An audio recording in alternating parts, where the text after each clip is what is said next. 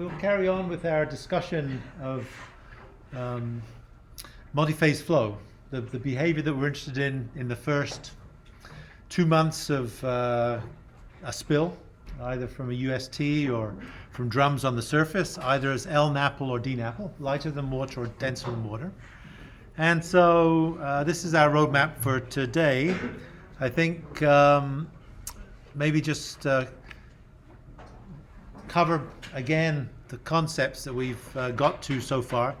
But most of the time today we'll talk about, in a more practical sense, trying to understand the movement of non-aqueous phase liquids in the subsurface, both lighter than water and denser than water, and understanding the distribution of saturation, which we know a bit about already, and also being able to estimate the amount of material that's in place. So it follows directly from what we've talked about already.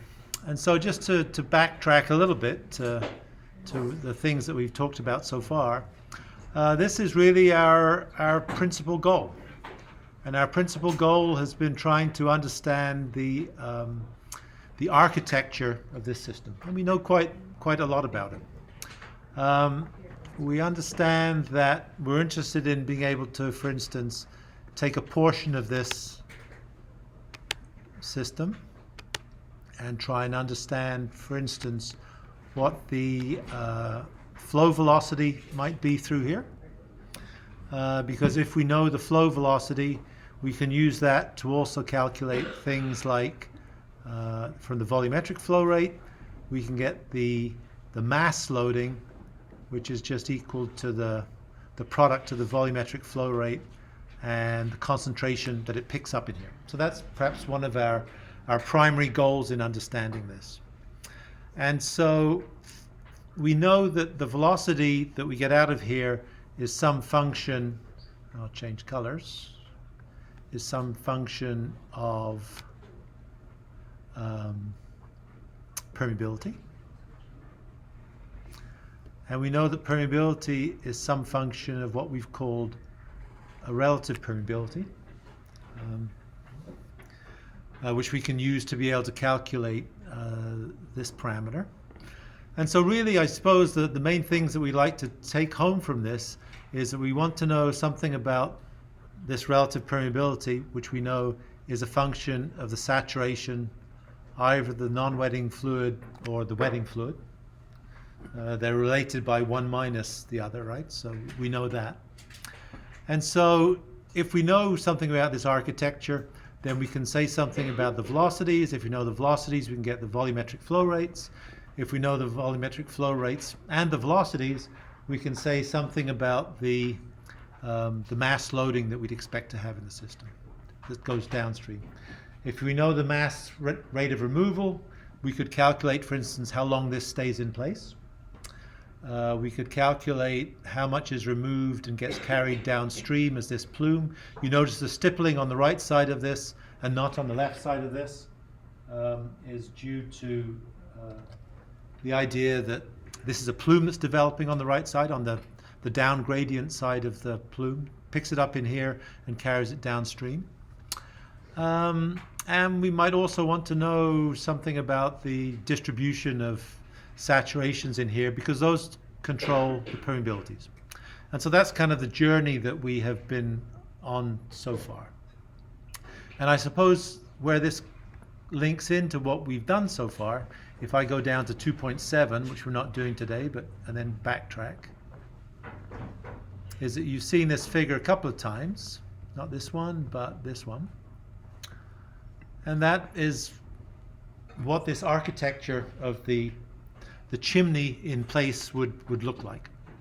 And so what we have a chance of being able to say something about is we could calculate what the distribution of saturation would be in this, because we know that these capillary pressure versus saturation curves that we have here, just rearranging this, these saturation versus capillary pressure. So it's just this curve here that's turned upside down. We know that capillary pressure by definition relates to the difference between the pressures in the non-wetting fluid and the wetting fluid by definition. If we think about this as being the water table and look below the water table for a DNAPL, we know that if we have two ganglia, a ganglion of DNAPL here that's encased inside water, then the different pressures within these two, the red fluid would have a denser, larger unit weight, and so it'd be denser. And so the pressure would rise more quickly as you go down through it, relative to the water, which would be less dense, 1,000 kilograms per cubic meter for the density, for the stuff on the outside. And it's this difference between these two pressures that defines the magnitude of this capillary pressure here. And so we know that as you go down through this column, the capillary pressure will increase from 0 to some magnitude, given by the difference between them. And we can calculate it just by knowing the unit weights, I guess, right? So the capillary pressure in this case would be something like the elevation multiplied by the difference in the density of the non-wetting fluid minus the density of water multiplied by G, because these are unit weights to give pressures. And so we could calculate exactly what that pressure distribution is. And that allows us then to be able to say something about how much of the saturation at this particular depth is due to the non-wetting fluid, and how much as we go down is due to the wetting fluid. And that's really all we've attempted to do. So we've spent all our time talking about these capillary pressure versus saturation curves, but the goal has been to be able to understand what the distribution of the saturation is in the subsurface, like as in the architecture of these,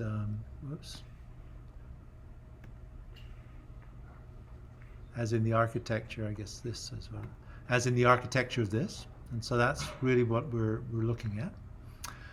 And if we know that, then the other thing that we can say about this, and we can do it also in the vadose zone, which we'll look at as well. So this is, if we also look at this in the unsaturated region, it might be actually worthwhile doing that before we go and look at it in more detail, is if you look below the ground surface being here, with the water table at this elevation here, the tension saturated zone or the capillary zone fitting above that. I guess it's not really the water table, so I won't use that. So this is tension saturated. The same thing happens. If we go up from, if we go below the water table, the pressures increase just as they did over here at the unit weight multiplied by the depth below the water table, because by definition the water table is at atmospheric pressure. It's just the definition of the water table. If you think about extending this curve and not stopping at the water table but going above it, then all of a sudden we find out that this is going to be in compression if we were in the swimming pool, and this is going to be in tension. It's why it's called the tension saturated zone. And so again, we can look at the capillary pressures as being the difference between the wetting fluid pressure and the non-wetting fluid pressure. Air is the non-wetting fluid in this particular case. And so as you go up in here, this is a tension. The capillary pressure is in tension, and the capillary pressure would be this amount here. And if I draw the air as being green, so you see that this is just, it's not parallel to the vertical axis, but it's just offset. This pressure change would be equal to the air pressure, which would be equal to the elevation times the unit weight of the air. Relative to water, we know it's 1 kilogram per cubic meter instead of 1,000. So this is very close to the vertical. But this definitely is the capillary pressure in here. And let me not draw it there, but let me move it up a little bit, just so it's somewhere that's a bit more useful to us. And so if I draw the capillary pressure up here, this would be PC. And so this would correspond to a magnitude of the capillary pressure, which is this, at that location.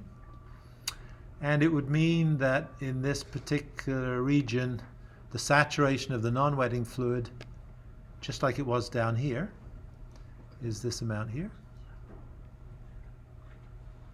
And the saturation of the wetting fluid, which is water, is this, at this particular elevation. So right here, it means that the water is held in tension.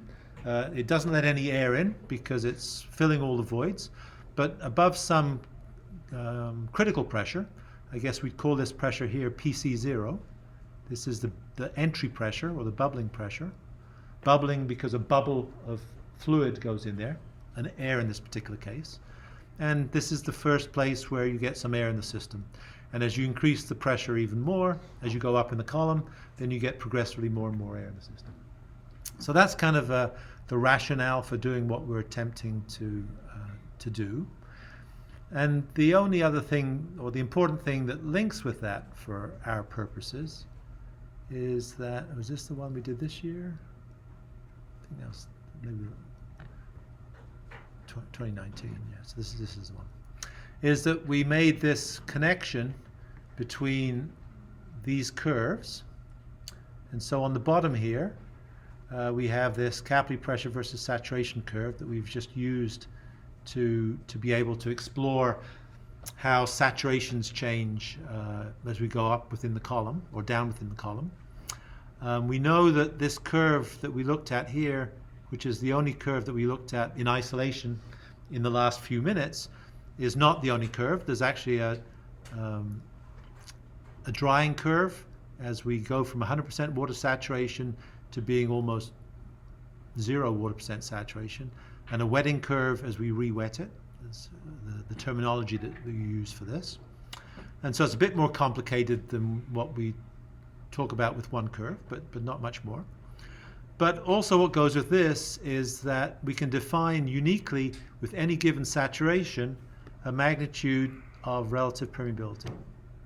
And that relative permeability relates either to the relative permeability to water, in this case for the red curve, which would be this magnitude here, or the relative permeability to the non-wetting fluid, which would be air or DNAPL in the cases we looked at, which would be this amount down here. And we can define those magnitudes. And so if we can define these magnitudes, we know that we can calculate the flow rates. I could look at the top of this figure, but I can draw it out just as easily. We can look at the flow rates for any fluid.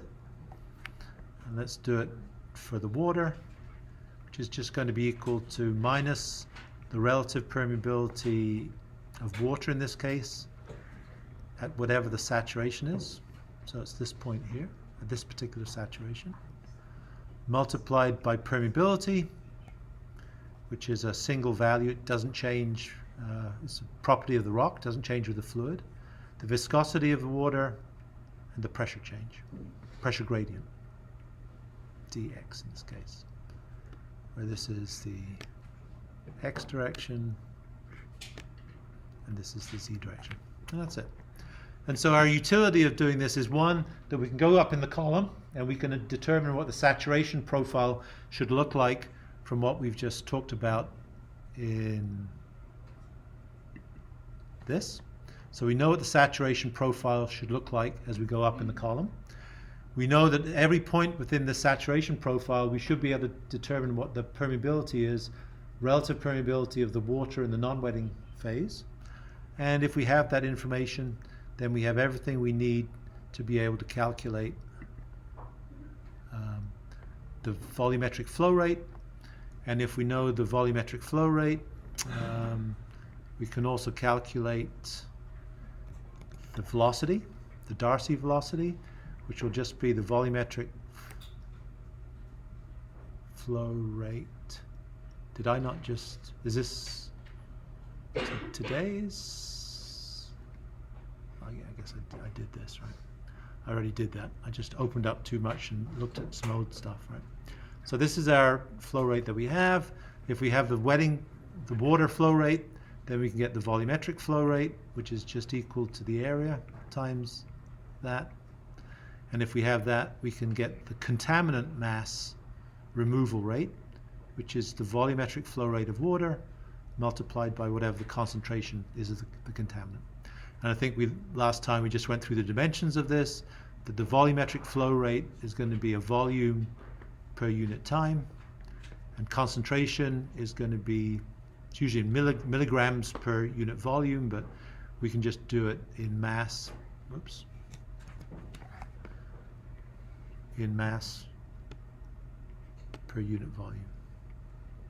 So once you lose these, then you have a mass removal rate, which is in kilograms per second. So that's kind of the big picture. That's what we've been attempting to get to so far. And so that's kind of a synthesis, if you like, of the things that we've talked about really to date. And so what I wanted to talk about today is look at that in perhaps a more practical sense, rather than writing it as equations. Just think about from a process related behavior. And so we'll skip back to 2.6 and start again on now that we've finished our recap. Okay, so hopefully that makes sense. And so we know that we have different fluids and that they'll behave differently in the subsurface, whether they're denser or lighter than water. And so it serves that the distributions of saturation, since they'll be in different places, NAPLs above the water table and impinging down and pushing it down, LNAPLs, and DNAPLs below the water table, it makes sense that maybe we deal with them separately.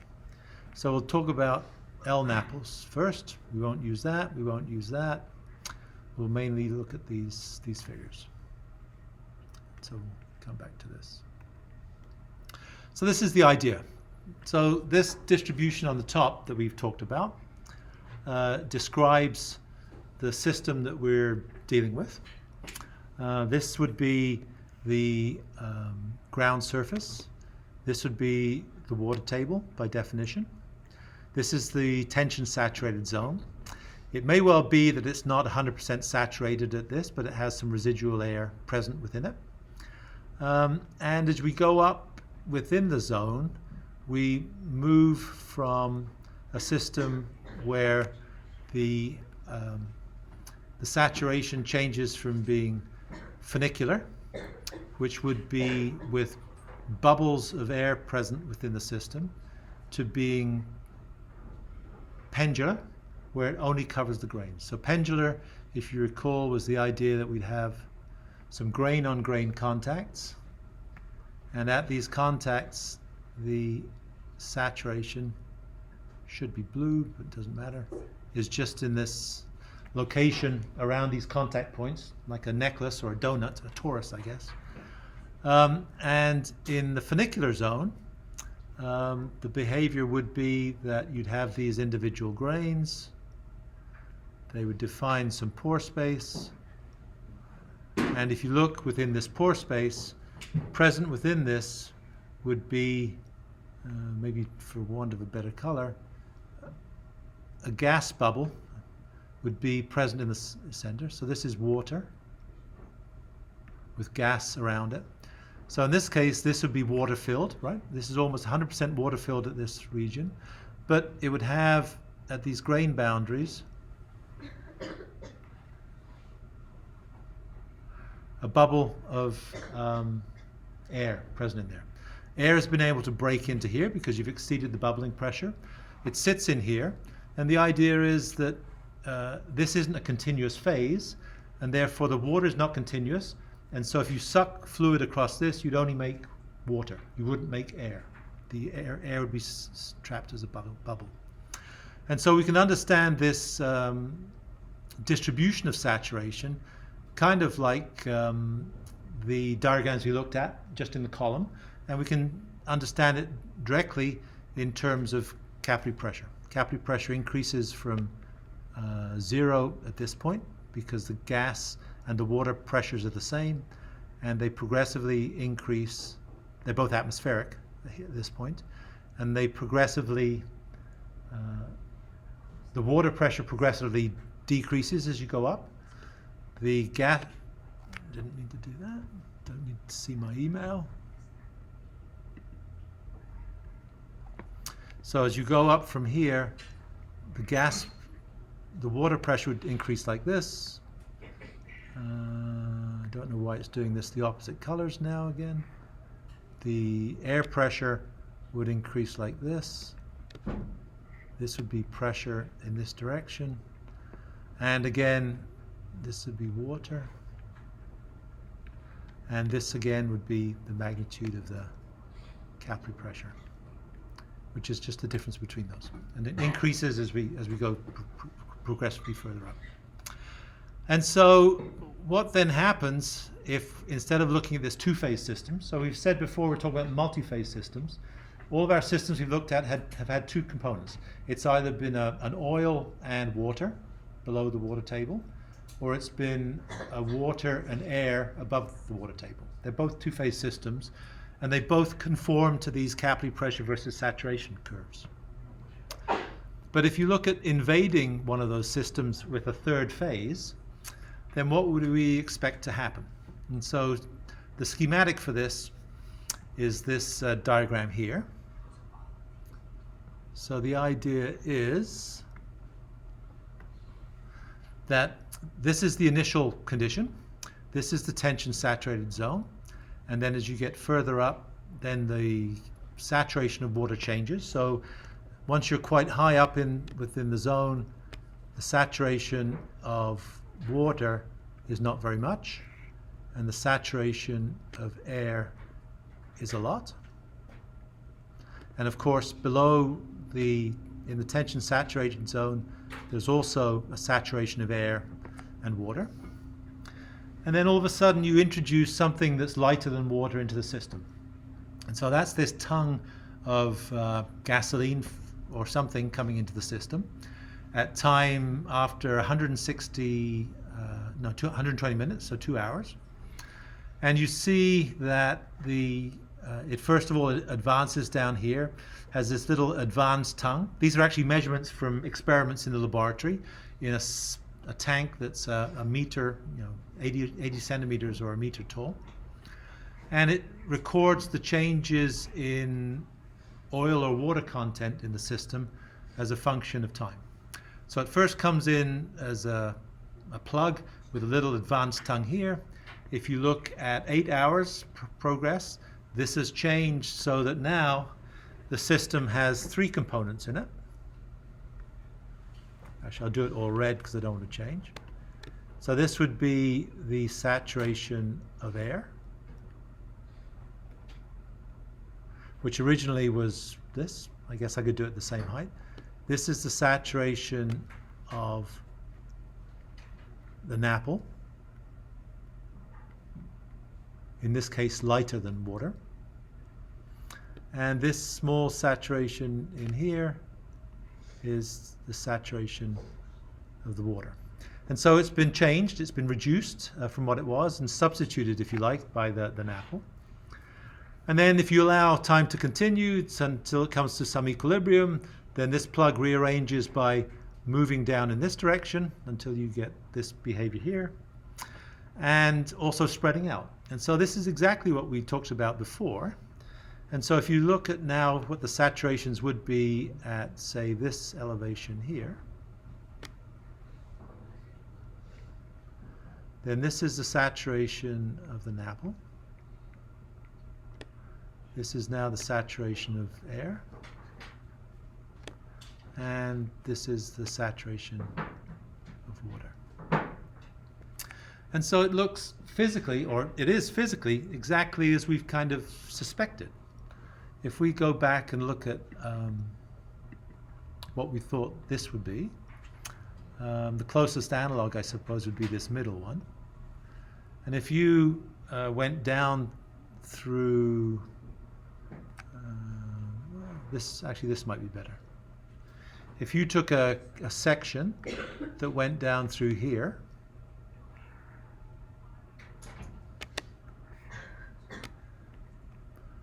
just x, z and x, I guess, then this is the pool that exists. So this would be maybe at a saturation of 80%, almost filling all of the pores with this NAPL. This is a denser than water NAPL in this particular case, but the same idea. It's been caught on this little perch here. The difference in our system is that what's holding it is actually water pressure. And as you go up through this column would be at very low residual, this chimney would be at very low saturations. So this maybe saturation of NAPL might be 20%, just a smear. And it's left this tail as it's gone down through the system. And so if you look at the geometry that we have in that other figure that we had before, then that's exactly what this is, right? This is very high saturation. Maybe it's not 80%, but okay. The other thing you notice here is that rather than working in saturations, this is in terms of water content. And so water content, which is often referred to as theta, is equal to the volume of water, volume of fluid, I guess, divided by the volume of the voids. So in other words, the void volume would represent, so when this is 100% filled, then this would represent, so 100% water filled,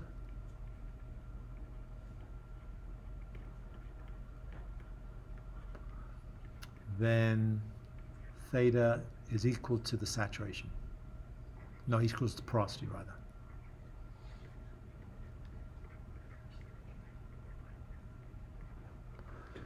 So in other words, 100% fills the voids, and so it's filling all the system. So that means in this case that the porosity of this system is 0.38. I think it's on this side here.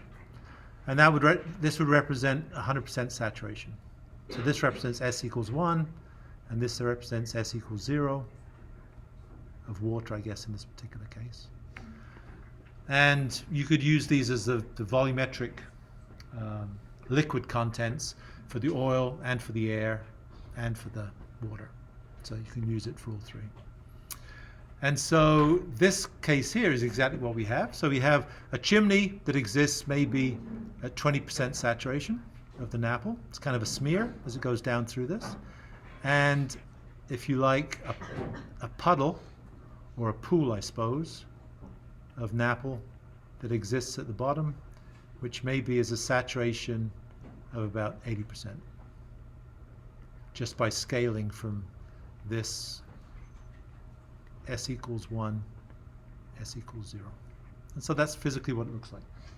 And so the geometry of what we understand about these individual curves replicates reasonably well the kind of cartoon, if you like, of what we're looking at in these. And of course, this isn't the best one I could have taken. I should have taken this one. This is really what's going on, right? For the one that's lighter than water, this is exactly this. And so this would be the one that we've really looked at on the capillary pressure versus saturation curve. And that is that the water table exists here. This is the tension saturated zone above it. No, sorry. I'm not sure. And this puddle of stuff has rested on the top of the water table as a puddle.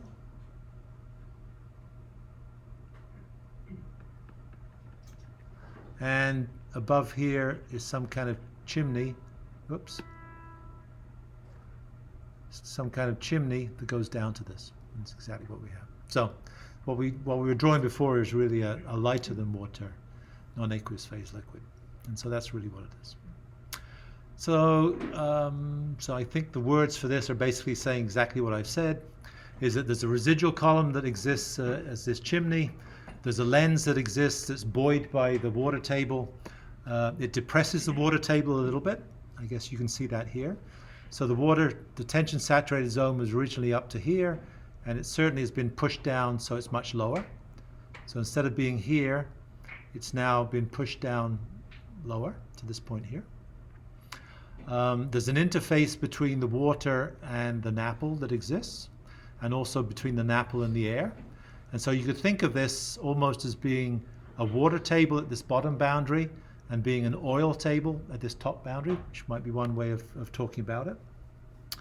And that this column that we have here is at relatively low saturation because everything has drained through it and it's come out at the other end. The only thing that's stopping it keeping on going down further downwards is the fact that it can't get past the buoyant effect of the water table, which cups it. And so I think that's exactly what's being talked about here. As residual chimney, free product that exists in this lens. The lens depresses slightly the water table, and what's not shown in these figures but is evident would be at this interface between the NAPL and the water is that it can dissolve. And if it can dissolve, and if there's a gradient to the water table, then this will be carried down gradient as a plume. And so the movement of water in this direction will just carry a plume that we'd like to be able to understand something a little bit about later. So that's the behavior in terms of the saturations that we'd expect to see. So we've defined these in terms of either saturations or moisture contents. Mass distributions as you go up in the column. But these also have some implications in terms of the fluid pressures that they'll impart. And so you can imagine that same experiment, although it's not the same experiment, being recorded in terms of pressures, and those pressures being used to be able to try and interpret what the magnitudes are of the saturations that you develop, because we know that they're related to each other. So the idea here is that we have, again, the same kind of system. We start with the water table, which is here, which is at atmospheric pressure by definition. And so these units on the top are in centimeters of water. So 0 centimeters of water is atmospheric pressure. 100 centimeters of water would be a meter of water, which would be 9.8 kilonewtons per meter squared, etc. So you know that. And so below the water table, as you go down, pressures increase. I guess we know that the pressure, or rather the head, is equal to the pressure divided by the unit weight of the fluid. And so if this is the pressure of water, and this is the unit weight of water, then 100 centimeters of water means the pressure head due to 1 meter. And so since we know as we go down here that the change in pressure with elevation is equal to the unit weight, then if we divide the unit weight by, both sides by unit weight, then this term here, which is the pressure divided by unit weight, has to equal the head. And so this is equal to the head. So all by way of saying that the gradient of this, as we go down 1 meter here, this should increase by 1 meter, I guess. So this, if this is 1 meter, then the pressure identified in centimeters as a length, as a head, should be just to slope 1 to 1. So by the same token, as we come above the water table, it should be at the same slope, 1 to 1. And it increases in increasing tension as we go further up. So now if we go to the next stage here, so this was the first stage, nothing in the system.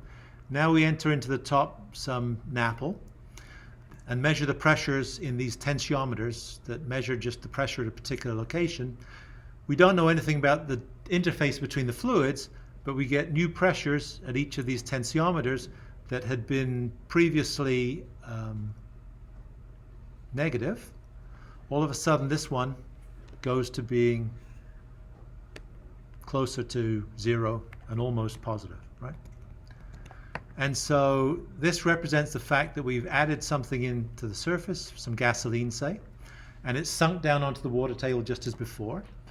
and it's attempted to, not the water table, but the top of the capillary fringe, and it's tried to push it down.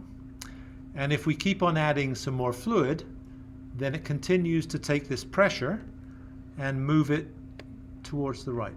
And you see it moving here, and ultimately, in the final analysis, it's moved to the right of this distribution, where it started off way over to the left-hand side of this. And so all we know in this final state are the pressures. We don't know what the fluids are that are associated with those pressures. We have a pressure here that's this, this, this, and this. We don't know that those are water. We know it's a fluid. And we know it's a liquid probably, because we can't pick up air pressures. Yeah, we can pick up air pressures. We don't know it's a liquid. And we know that the pressures here are this. And so what we could surmise is that this represents now what had been the water table at this point at 52 centimeters is now a water table here at this point. That's something above 80 centimeters, right? So this is where it was before.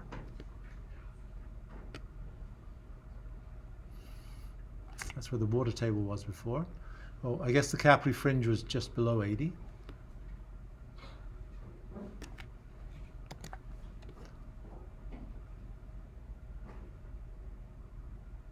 Was previously. And so now it's been compressed and raised. And now there's a separate oil table that's present here. And so I guess the reason that I may be belaboring this is that by definition, a water table is where the pressure is atmospheric. And so by definition, where this line, if we are to extend it through these 3 points here, hits the 0 pressure mark, 0 centimeters of water, this by definition is the water table. And by definition, extending these through each other, this by definition would be what we'll refer to as an oil table, the top surface of the oil. And importantly, and maybe counterintuitively, both of these, by definition, since they're tables, water table and oil table, they're at 0 pressure. And so that impacts the behaviors we're interested in, because what we have in the system, I guess if we looked at it in cartoon form, then this would be the oil table here, sits on here, and this would be the water table that sits here. And they're stacked directly above each other. And so that may seem a little abstract and esoteric, but it's actually quite important for us to realize that, because if we want to be able to remove the material that's present within this lens, which is quite high saturation, remember that we talked about these in terms of this portion here. So this is the lens that exists here. And this is the part that we actually have a chance, if we put a straw into it, of sucking it out, because it's almost continuous oil. And so if you suck on one side, you'll physically remove the oil, but not remove any water from the system. Then if we want to estimate the amount that exists in situ, then we have to think about how we characterize how much will be present within this plug that sits above the water table. And so it's not so obvious, but it's quite intuitive once you start thinking about it. It's what we'd like to know is what's the amount of mass that we have sitting in this lens that sits here, because we like to know that to be able to figure out how many barrels we need to get to be able to collect it. And so one way we might think about it is if we drill a hole that goes through it, as we see here, then what we'd expect to happen would be that within the material on its own,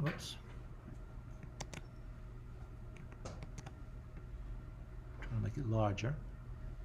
So if you look at what would happen within that material, is that the green stuff that we have here is the gasoline.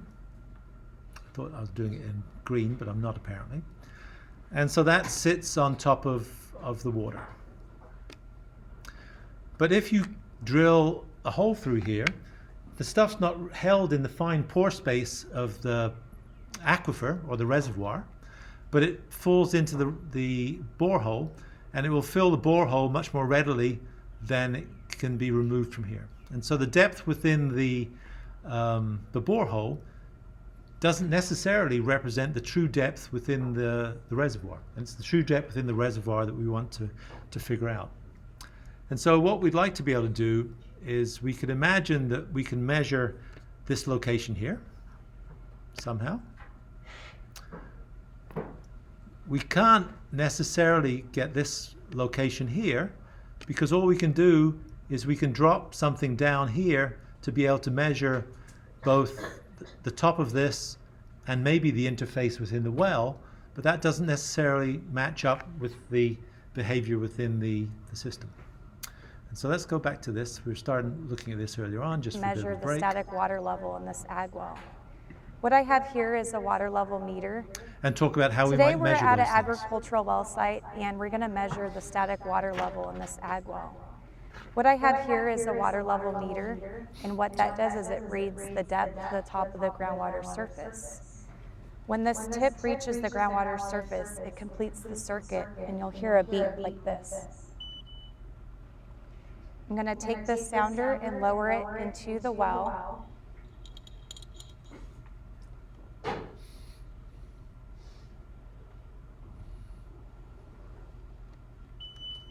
Not super high tech. And the sounder has hit the top of the groundwater surface. Yeah, fine. So what I do is I take... So pretty straightforward. So you're able to just drop basically two wires that are open at the tip. When they hit water, it conducts. It completes the circuit, and either light or a sounder goes on the surface, and you're able to recover from that the depth just by knowing the magnitude, by measuring along the length of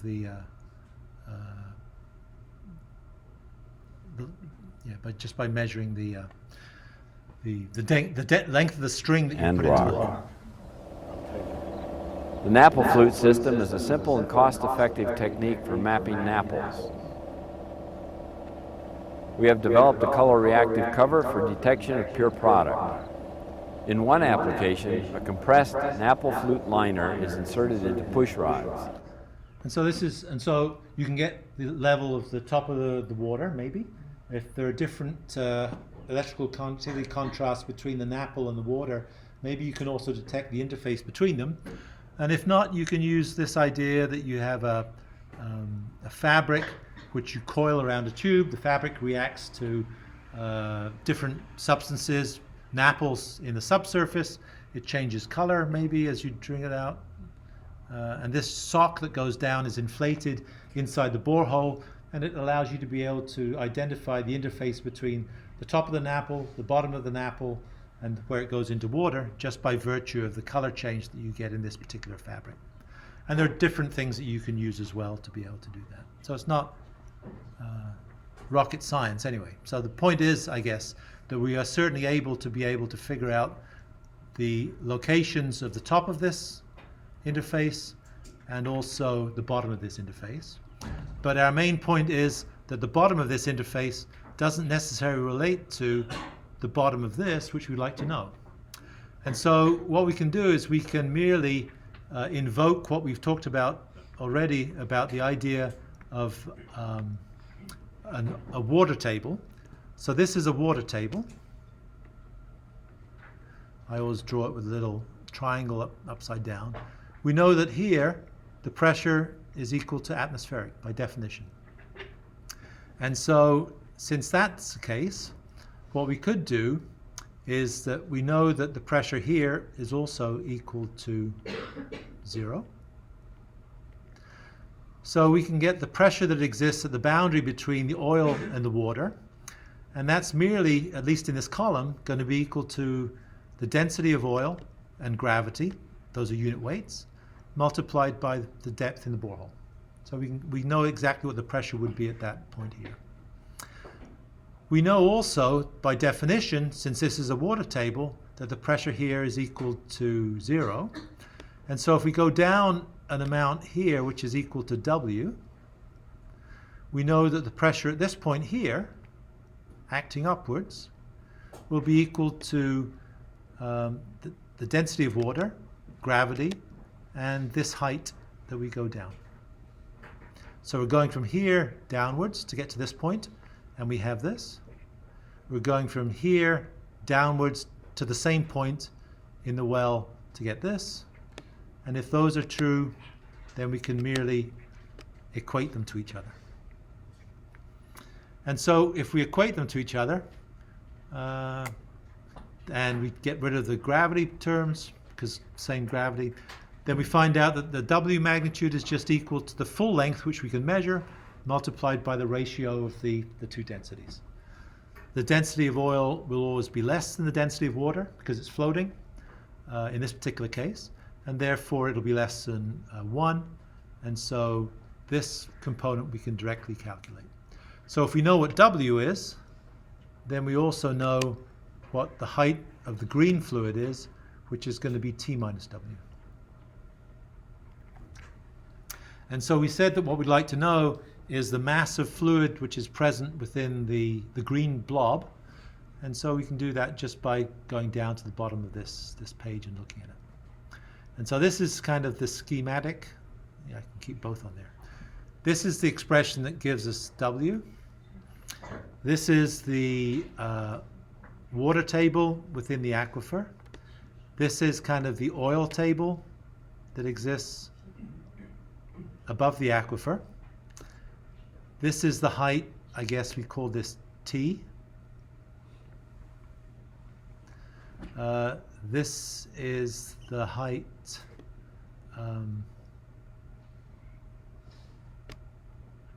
T minus W. So this is W by definition.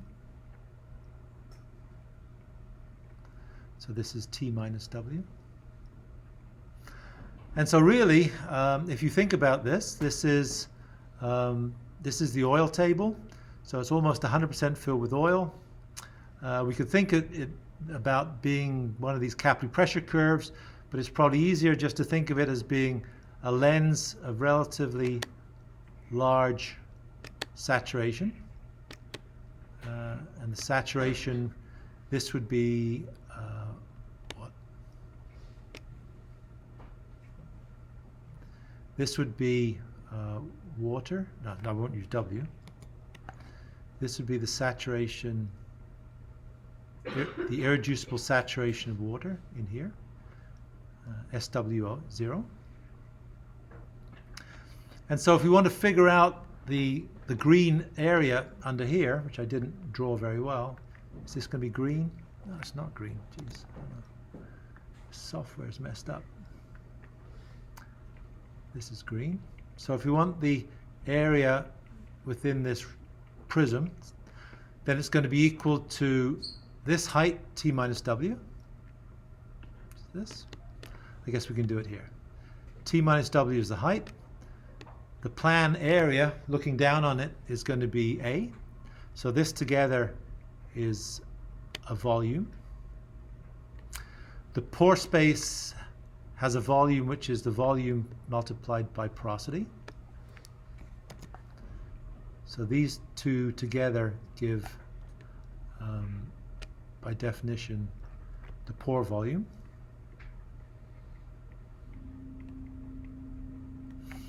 And if you multiply the pore volume through by the, let's call it the effective saturation, in other words, the saturation of the NAPL, then it's going to be 100%, which is fully the way across this thing, minus the irreducible saturation of water, which is the water that's left in the system, because the NAPL has tried to displace it, but can't displace it all. And so if we want to calculate the volume that's in here, then that's just this expression here. This is the total volume. And so the first 4 terms give the volume of the pore space which is in the system, and this represents the saturation of that pore space. If we want to calculate the amount that we can remove, then I guess we also need to be wary of the fact that we can't get all the NAPL out of the system. And so you could imagine that if we try and remove the NAPL, what we'd find out would be that there would be some irreducible saturation of the non-wetting NAPL, which would be this amount, which would be left in there. So we can't access this. It's going to be stuck forever. And so this term here is just the previous expression, but now including that extra term, just including the value here, minus SNW0. So it's just had this term here added. And so that's the amount of free product that we'd be able to remove. And of course, if you look at the units of it, it has to be a volume. And so that's why we kind of spend a long time talking about this idea that we have a water table and an oil table, because it matters when we come to monitoring these things that we get an apparent depth of the free product, which is always going to be larger than its true depth. And so we need to be aware of that and make that correction in the calculation. Okay. I don't know, how many people bought Fedder's book? This book. How many people didn't buy it? That's usually people just don't put their hands up. Okay. So this is the analysis which is in Fedder's book. We won't go through it today. It's much more complicated than it needs to be. But the calculation we've done has basically been on this prism representing some average saturation in this puddle that exists on the top of the water table. If we wanted to be more sophisticated, what we could do is we could think about the distribution of the saturations in the subsurface. And so this is the borehole that goes through everything. This is the water table. This is the top of the capillary fringe. Oil gets spilled into the top of this. And if you looked at plotting all of the individual saturations as you went down through the system, this is what it would look like. At the water table, we'd expect to be 100% saturated with water. I want it to be green. Is it changed to? I want it to be green. So we want it to be 100% saturated with water.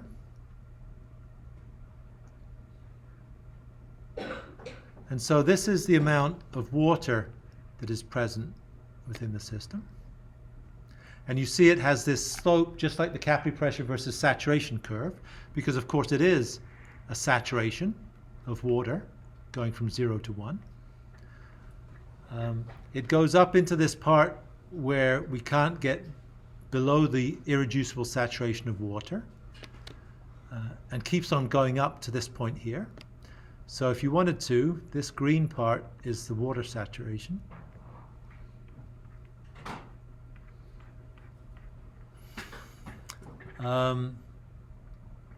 The oil saturation is in red here, all the way down through here. And again, you see this curve here.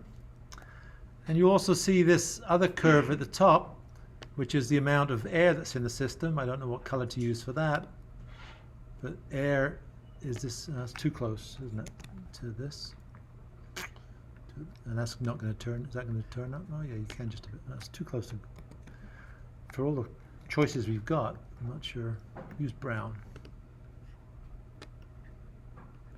And so the air saturation is this zone here. And so the only point to make, I guess, is that the curvatures of these saturations with heights are exactly the curvatures that we've seen before when we've been looking at these kinds of curves here. So this kind of curve here. So the capillary pressure versus saturation curve that we have here, this curvature here is exactly what we're seeing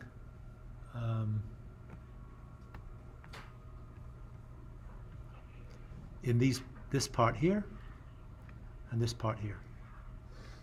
And so if we know how to define those capillary pressure versus saturation curves to relate saturations to pressures in the column as we go up, then we could make a very complicated expression to be able to define exactly what this true distribution of the green part is, which will follow this kind of dotted curve here. But we're not going to do that because it's not worthwhile doing that. But we could do that because we have enough information to do that. All right. What else can we think about? Well, the other thing that's also important, which also fits into the schedule of imagining this behavior as being controlled by capillary pressure curves, is what happens if the water table goes up or down. We know that this slither of NAPL is going to be buoyed by the water table, this lens, and it's cupped by the buoyant action of it. So if this water table happens to move downwards like this, as you see here,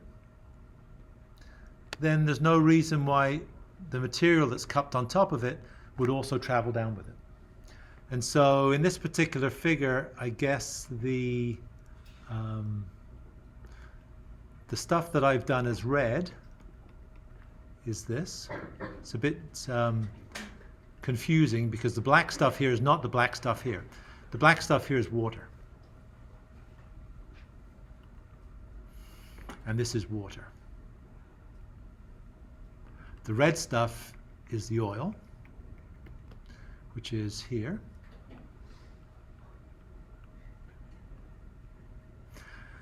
And when the water table rises again, so it goes up from here upwards, it just carries everything with it. And so as a result of that, the chimney that you developed all the way down here, this would be the lens, right? This would be high saturation sitting here and kind of a chimney that's followed it. So now as it retreats, it smears this chimney that it can't get rid of. It can take some of the oil out by pushing it back up. And now you have this big heavy-duty lens which sits back up here. Nothing happens up here, it's already smeared. And so the bad thing about this is now you have a region here which is at residual saturation. So maybe the saturation of the NAPL is, I don't know, 20%. Well, if you believe this, it's 20%. The saturation of water is 80%.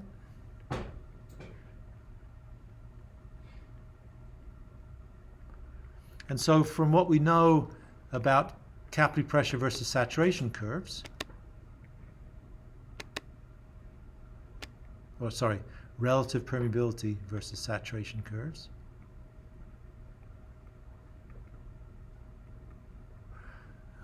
and just drawing this, well, what do they look like? Spending more time on this than I wanted to. This would be the relative permeability to water. This would be the relative permeability to the NAPL. And this is the saturation that we find ourselves at, 80% saturation of water. Then this is the relative, stop it.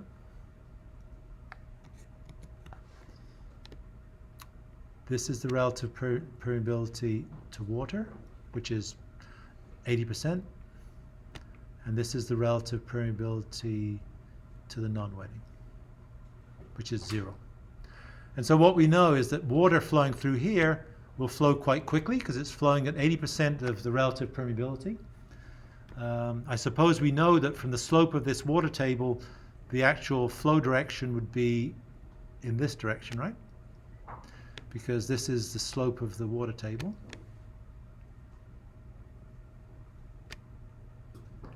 So this is dH dx, which points flow towards the left.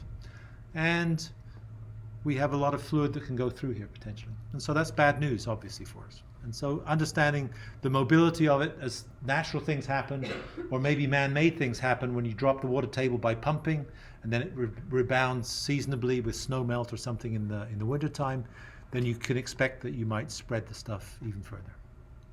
Okay. All right.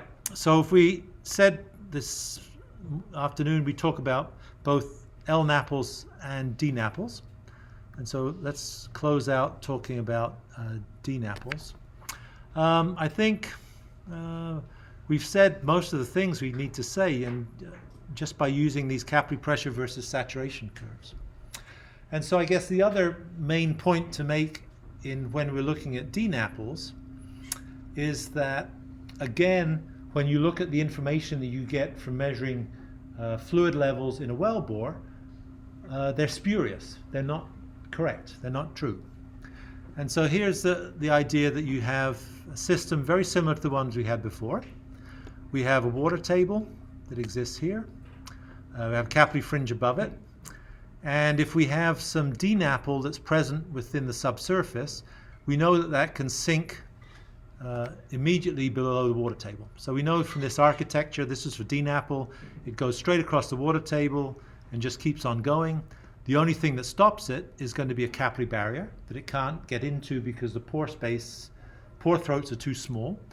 And so these capillary barriers might exist as kind of stringers within a porous medium or as a clay layer, but they'll put a lens on top of it and trap it and stop it from going further down.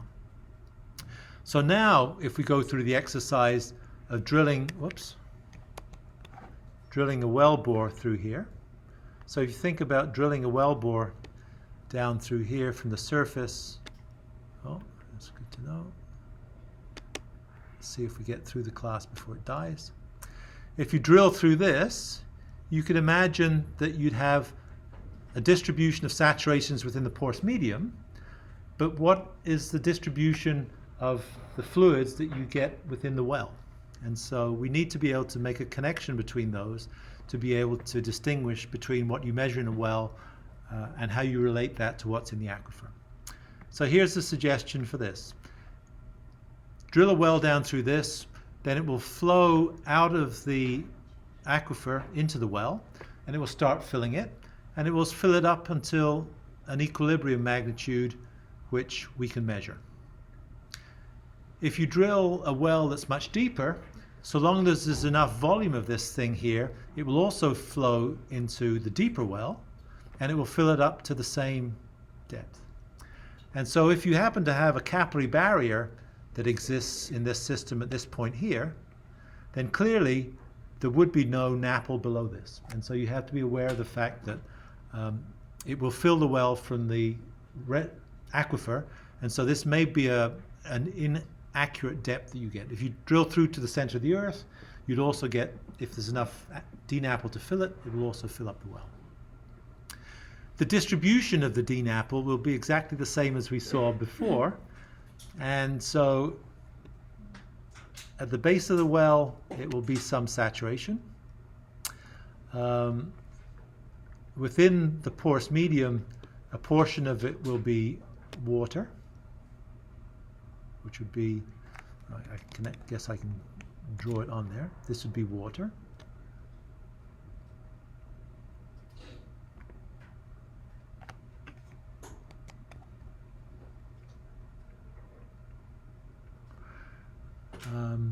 And as you get to the top, this will be water.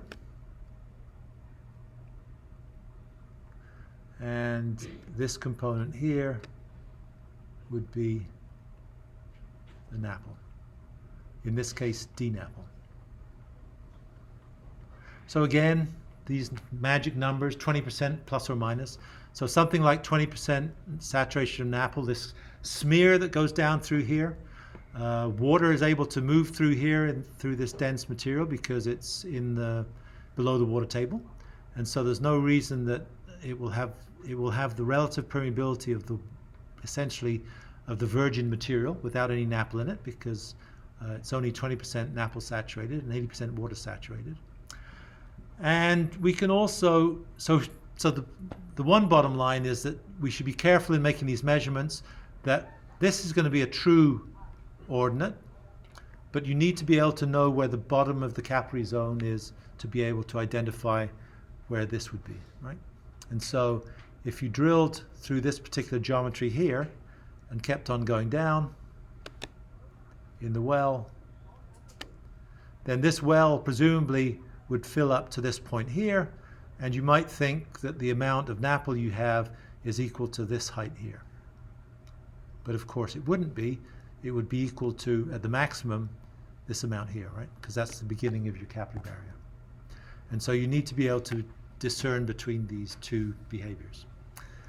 The other point to make, the other behavior that you can imagine pulling out of this is that if you look at the shape of this curve that describes this behavior here, so this curve here goes up through here, then you can imagine it being kind of like the capillary pressure versus saturation curve, right? So this goes up like this, and you see the similarity here. If you take this curve here and draw it upside down, flip it. So if you flipped it like this and squashed it a little bit, then it would look a bit like this.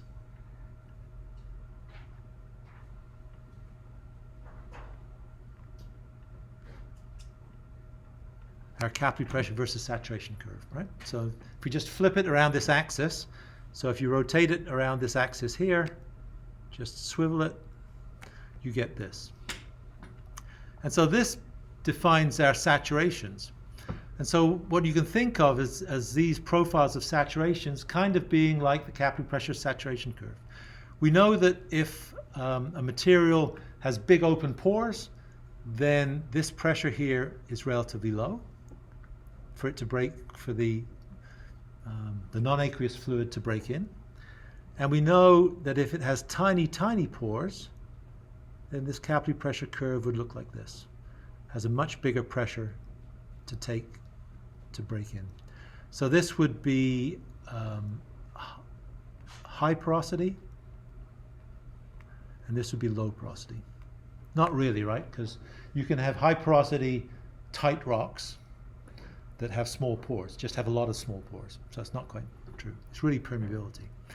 And so in other words, if you have a high porosity or high permeability material, you saturate it once you get into the pores, and it's easier to get in the big pores. And so you can think of this as being, if you reflip these upside down, this here represents the red curve here, the high permeability curve that has a low capillary pressure, and the other one represents the low permeability curve, which is this one. They're labeled that way here, right? And so this, you can imagine the limit that as it's really very high, this would come basically horizontal. And so these define the saturations. So as you go down in this figure, the saturations would be represented by this. This is the saturation of the NAPL.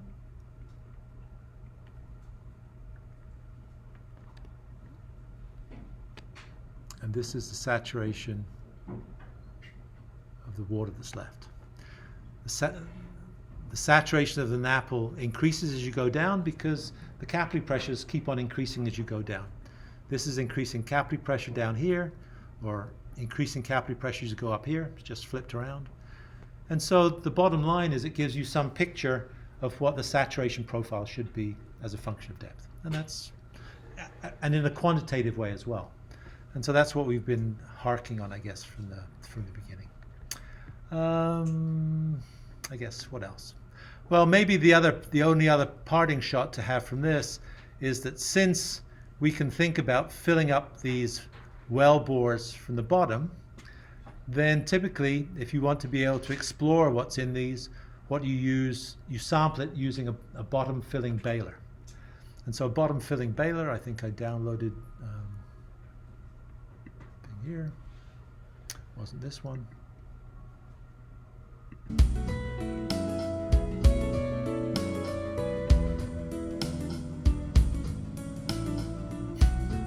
Don't even need the music.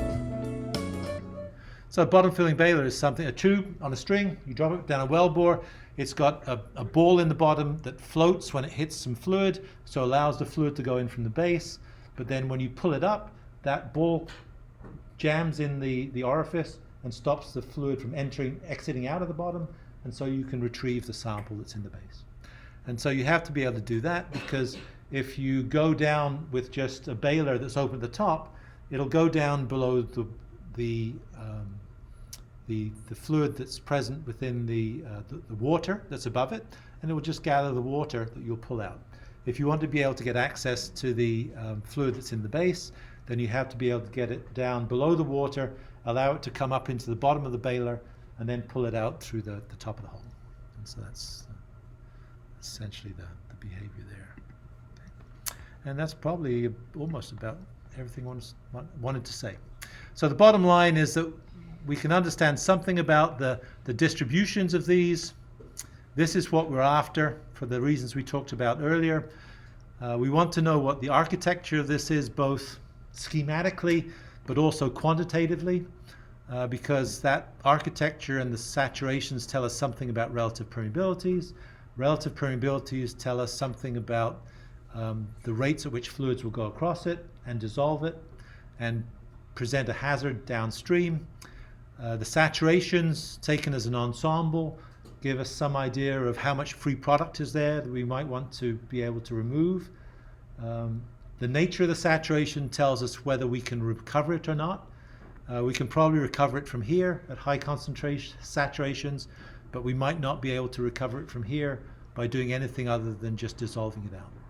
And so that's the background that we need to be able to do that.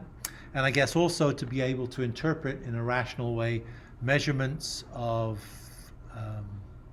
water levels that we measure for LNAPLs and DNAPLs just by sampling in the subsurface. So that's all we need to talk about this for now. I guess next time we've already kind of alluded to the fact, and that is that we're talking about two fluids. Typically those fluids are water and a NAPL, and a NAPL that we're interested in, but all of the things that we've talked about so far also hold exactly true for when the two fluids are water and a gas in the vadose zone. And we've kind of talked a little bit about the vadose zone, but we'll talk about that next time.